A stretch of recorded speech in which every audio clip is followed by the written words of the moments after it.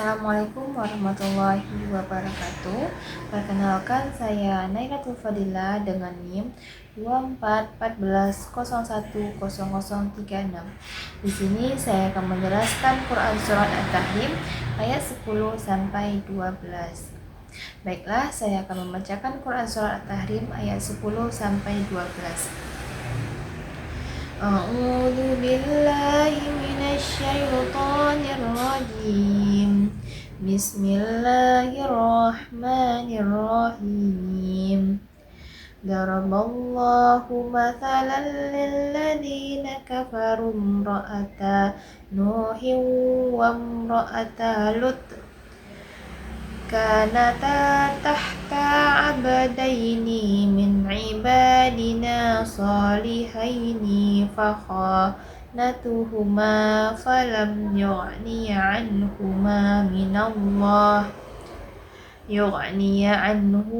minallahi syai'an wa qila dakhulan nara ma'ad dakhilin. وضرب الله مثلا للذين آمنوا امرأة فرعون إذ قالت رب ابن لي عندك بيتا في الجنة ونجني من فرعون وعمله ونجني من القوم الظالمين ومريم ابنة عمران التي أحصنت فرجها فنفخنا فيه من روحنا وصدقت بكلمات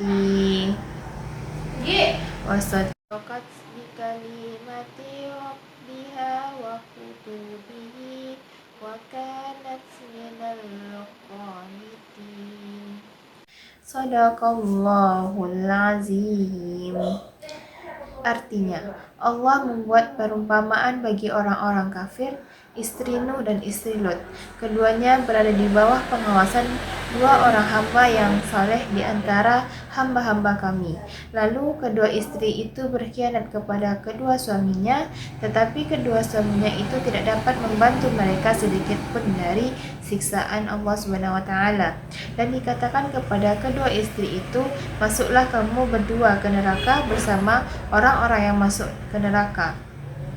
Dan Allah Subhanahu wa taala membuat perumpamaan bagi orang-orang yang beriman, istri Firaun, ketika dia berkata, "Ya Tuhanku, bangunkanlah untukku sebuah rumah di sisimu dalam surga dan selamatkanlah aku dari Firaun dan perbuatannya, dan selamatkanlah aku dari kaum yang zalim."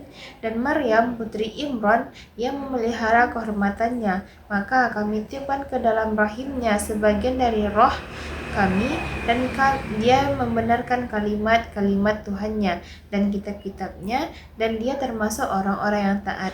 Maha benar Allah dengan segala firman-Nya. Baiklah, selanjutnya saya akan membahas tentang asbabun nuzul Quran Surat At-Tahrim ayat 10 sampai 12. Ayat-ayat ini diturunkan sebagai bentuk peringatan dan pelajaran berharga bagi umat Islam, khususnya bagi keluarga rumah tangga Nabi Muhammad SAW. Setelah pada ayat sebelumnya Allah menegur sebagian istri Nabi akibat suatu peristiwa domestik, Allah kemudian menurunkan ayat 10 sampai 12 sebagai perumpamaan tentang beberapa wanita. Melalui rangkaian ayat ini, Allah SWT menegaskan sebuah prinsip besar bahwa kemuliaan, keselamatan, dan kedudukan seseorang di akhirat tidak ditentukan oleh hubungan keluarga, status sosial maupun lingkungan, melainkan murni berdasarkan keimanan dan amal soleh masing-masing individu. Selanjutnya tentang penafsiran Quran Surat At-Tahrim ini, para ulama tafsir seperti Ibnu Katsir, Jalaluddin Al-Majani, Asyid Hamka dan Quraish Shihab menjabarkan bahwa ayat ini melalui 3 perumpamaan. Pada ayat 10, yang menjadi simbol perumpamaan bagi orang-orang kafir, walaupun keduanya hidup di bawah pengawasan dan pengasuhan dua orang nabi yang soleh, mereka tetap diazab karena memilih berkhianat dalam urusan agama dan berdakwah. Istri Nabi Nuh kerap menuduh suaminya gila, sedangkan istri Nabi Lut membocorkan keberadaan tamu-tamu suaminya kepada kaum yang zalim. Kedekatan dengan Nabi tidak mampu menolong mereka sedikit pun dari siksaan api neraka. Pada ayat 11 menjadi perumpamaan bagi orang-orang yang beriman. Aisyah hidup di lingkungan istana yang penuh kekufuran dan kekejaman suaminya, yaitu Firaun, yang mengaku sebagai Tuhan.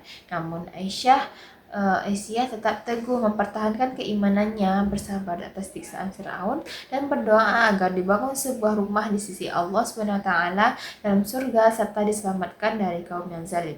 Pada ayat 12 menjadi simbol kunci lahir dan batin bagi orang yang mukmin. Maryam adalah wanita yang taat, tekun beribadah, dan sangat menjaga kehormatan dirinya.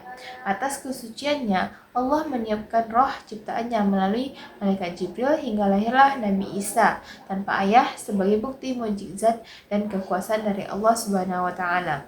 Selanjutnya, nilai-nilai pendidikan atau tarbawi dari Quran Surah At-Tahrim ini. Yang pertama ada nilai keimanan atau akidah, mengajarkan bahwa iman harus tumbuh dari kesadaran dan keyakinan internal yang mendalam, bukan sekadar ikut-ikutan. Iman bersifat personal dan tidak dapat diwariskan atau dijamin oleh kesalehan anggota keluarga lain. Yang kedua, ada tanggung jawab pribadi atau kemandirian moral, mendidik individu itu agar memahami bahwa setiap manusia bertanggung jawab penuh atas pilihan hidup dan amalnya masing-masing di hadapan Allah Subhanahu wa taala tanpa bisa bersandar pada nama besar keluarganya. Ketiga, ada keteguhan iman, membentuk karakter peserta didik agar memiliki prinsip hidup yang kuat. Seseorang harus mampu mempertahankan kebenaran dan integritasnya meskipun berada di lingkungan yang buruk atau di bawah tekanan sosial yang kuat, seperti keteladanan Aisyah.